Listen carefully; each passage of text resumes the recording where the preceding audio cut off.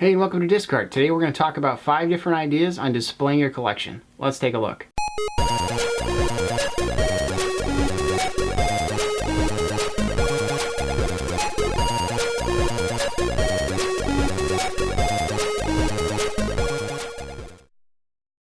Up first is game protectors. Game protectors are really good for your collection, especially if you have cardboard items that have frayed corners, or you don't want to have frayed corners.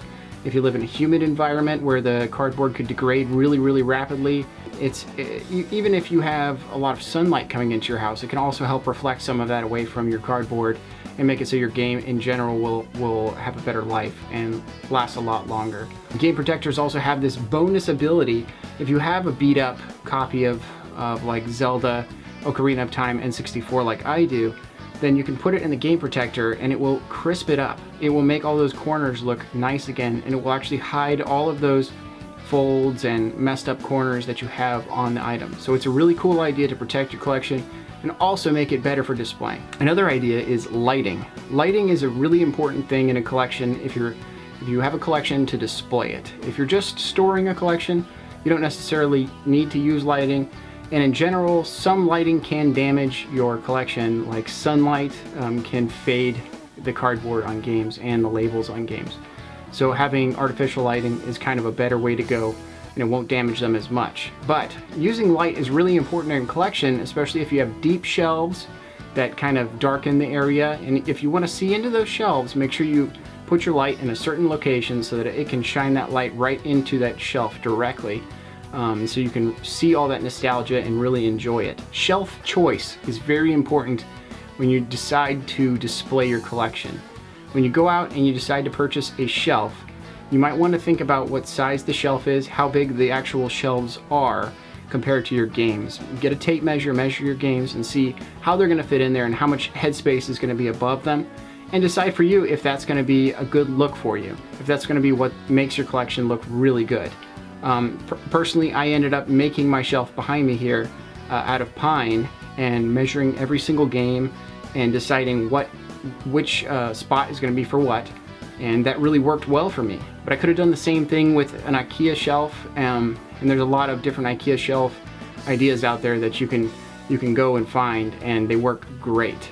Another thing when you're purchasing a shelf that's kind of important is color. If you have a white shelf, it generally makes a small room look bigger, and it makes a very clean space as well, and it carries light very well. So your lighting doesn't have to be so intense when you have a white shelf. Now if you have a black shelf or a brown shelf, it can make a big room seem smaller, and that can be kind of good if your collection is kind of, on one of those big walls. You might want to make that area seem a lot smaller to make it very nice. But generally speaking, if you have a small room, I would recommend a white shelf or a gray shelf. Display your boxes. Your boxes have wonderful art covering them.